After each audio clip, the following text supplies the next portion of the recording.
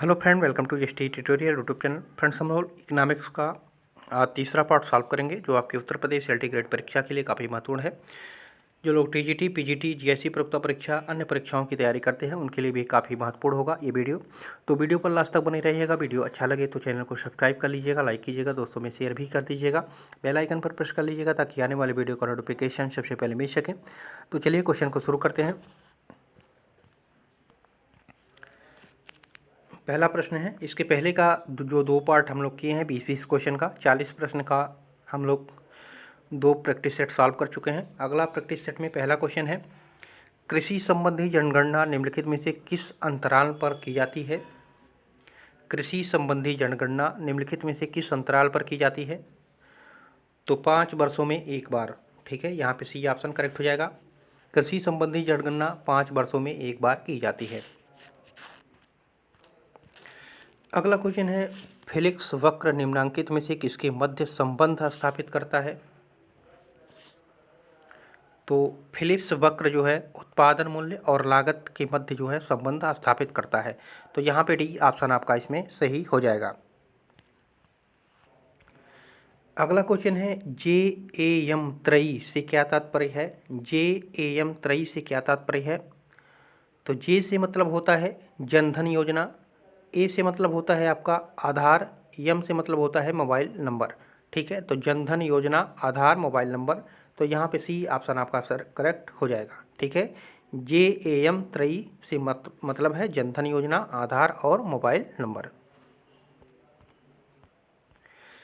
अगला क्वेश्चन है, प्रसिद्ध अर्थशास्त्री रॉबर्टसन का किस देश से संबंध है? तो रॉबर्टसन जो थे ये इंग्लैंड से थे। यहाँ पे भी ऑप्शन आपका करेक्ट हो जाएगा।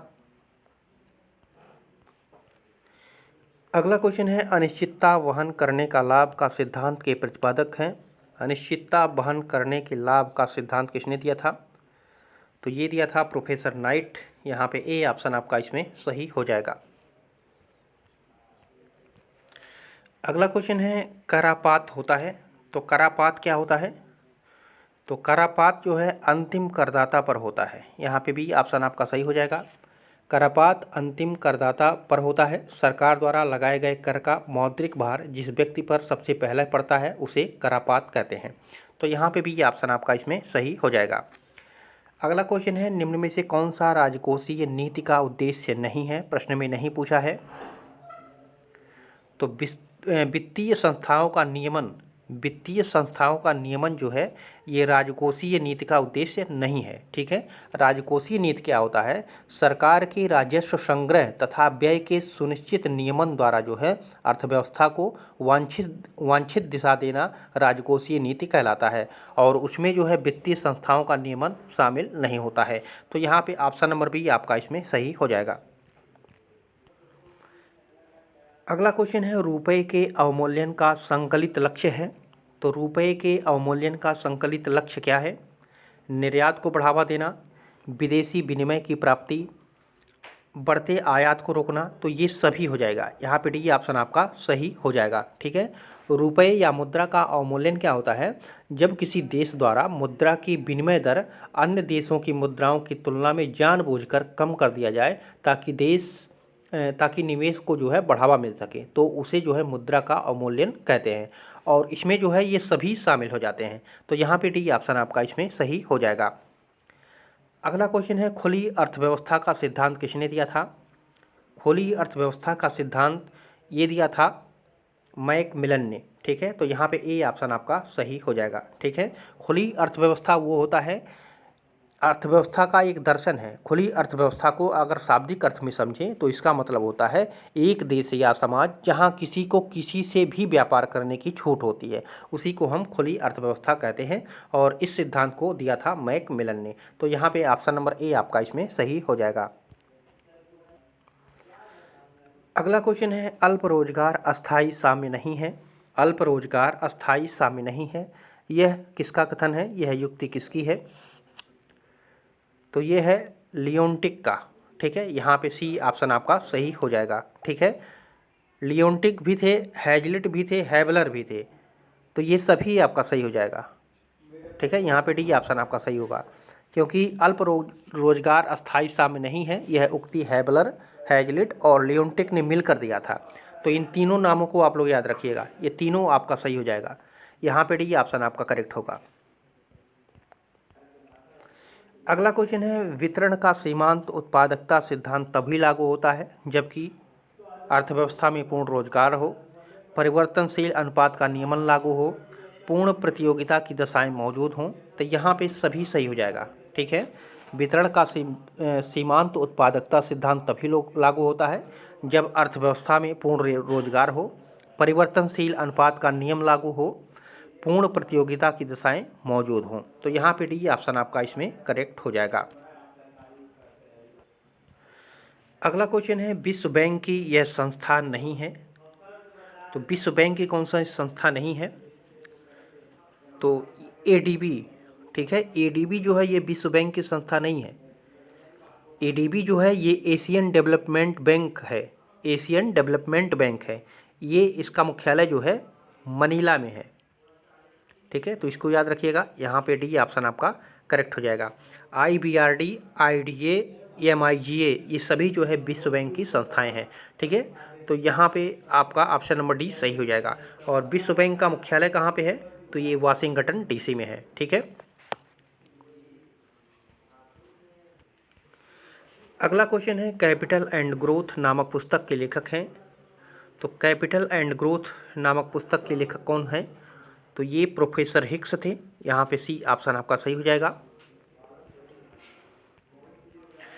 अगला क्वेश्चन है, वैज्ञानिक शब्दों में अपूर्ण प्रतियोगिता वह होती है जबकि एक व्यक्तिगत फर्म की वस्तु की मांग पूर्णतया लोचदार नहीं होती है। ठीक है, इसको याद रखिएगा। यहाँ पे सी ऑप्शन करेक्ट हो जाएगा।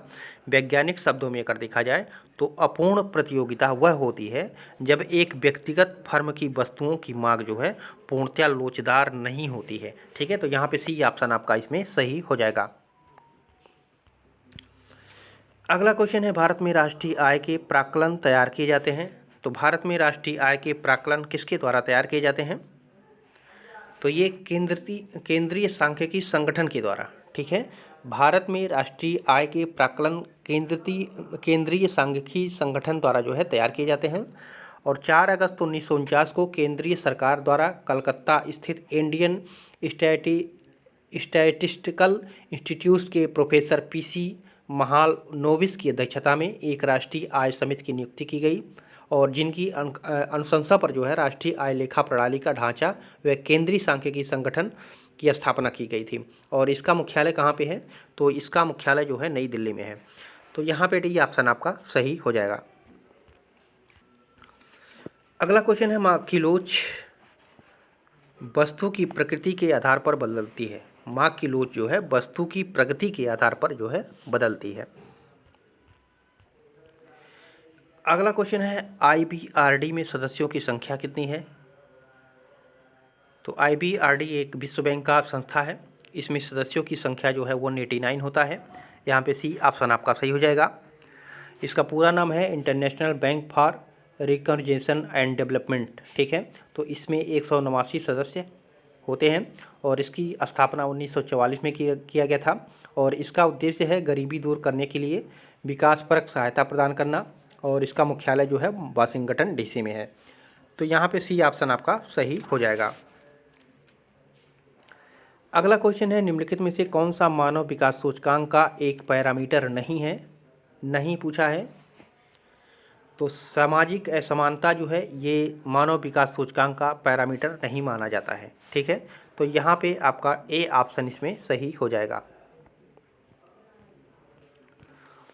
अगला क्वेश्चन है, पूंजी की कमी के कारण बेरोजगारी होती है। तो पूंजी की कमी के कारण जो है कैसी बेरोजगारी उत्पन्न होती है? तो ये संरचनात्मक बेरोजगारी जो है उत्पन्न होती है। ठीक है, पूंजी की कमी के कारण जो है संरचनात्मक बेरोजगारी उत्पन्न होती है। ठीक है, और इसमें अल्प बेरोजगारी क्या होता है? अल्प बेरोजगारी वह स्थिति होती है जिसमें एक श्रमिक जितना समय काम करता है उससे कम समय वह काम करता है। दूसरे शब्दों में कहा जाए तो एक वर्ष में कुछ महीने या प्रतिदिन कुछ घंटे बेकार रहता है, उसी को हम क्या कहते हैं? अल्प बेरोजगारी कहते हैं। तो यहाँ पे प्रश्न के अनुसार आपका बी ऑप्शन सही हो जाएगा। अगला क्वेश्चन है, भारत में वित्त आयोग का मुख्य कार्य क्या है? तो भारत में वित्त आयोग का मुख्य कार्य है केंद्र तथा राज्यों के बीच राजस्व का वितरण करना। ठीक है, यहाँ पे भी ऑप्शन आपका सही हो जाएगा। भारतीय संविधान के अनुच्छेद 280 के अंतर्गत जो है वित्त आयोग का गठन किया जाता है और वित्त आयोग का मुख्य जो कार्य होता है वो केंद्र तथा राज्यों के बीच राजस्व का वितरण करना होता है। अगला क्वेश्चन है, नीचे दिए गए आरेख में उपभोग फलन सीसी, ठीक है, उपभोग फलन सीसी है, कीनसीय परिप्रेक्ष्य से संबंधित बचत फलन प्रदर्शित होगा। तो कीनसीय परिप्रेक्ष्य से जो संबंधित फलन है वो कौन सा हो जाएगा? तो उन्होंने बताया था कि जो उपभोग फलन होगा उसके समानांतर एक और भी फलन आएगा और उस दूसरे फलन को जो रेखा काटेगी उसको हम क्या कहेंगे? कीनसीय फलन कहेंगे। तो यहाँ पे EF जो है उस रेखा को जो है डिवाइड कर रहा है, तो यहाँ पे D ऑप्शन आपका इसमें सही हो जाएगा। ठीक है, अगला क्वेश्चन है, भारत में मुद्रा संबंधी नोटों के निर्गमन प्रणाली आधारित है। तो भारत में मुद्रा संबंधी नोटों के निर्गमन प्रणाली किस पर आधारित है? तो ये न्यूनतम कोष प्रणाली पर आधारित है। यहाँ पे भी ऑप्शन आपका इसमें सही हो जाएगा। ठीक है, भारत में मुद्रा संबंधी नोट के निर्गमन प्रणाली न्यूनतम कोष प्रणाली पर आधारित है और भारत में न्यूनतम कोष प्रणाली के अंतर्गत मुद्रा निर्गम संभव होता है। नोट के निर्गमन की यह विधि जो है वर्ष 1966 से रिजर्व बैंक द्वारा स्वीकार की गई थी और वर्तमान समय में देखा जाए तो वर्तमान समय में नोट जारी करने हेतु इस प्रणाली को आधार बनाया जाता है, बनाया गया भी है। तो यहाँ पे भी ऑप्शन आपका इसमें सही हो जाएगा। अगला क्वेश्चन है, निम्नांकित चित्र में श्रम को रोजगार देने की साम्य मात्रा पूछा है। साम्य मात्रा कितनी है? तो मान लीजिए वाई एक्सिस एक्स एक्सिस पे पहला बिंदु जो है n, यहाँ पे जो है हाईएस्ट मात्रा जा रहा है, फिर लोवेस्ट कहाँ से आ रहा है? n2 पे आ रहा है। ठीक है, यानी साम्य मात्रा कहाँ से जा रहा है? n2 तक जा रहा है। तो n से n2 तक जो होगी ये इसकी साम्य मात्रा कही जाएगी। तो यहाँ पे D ऑप्शन आपका इसमें सही हो जाएगा।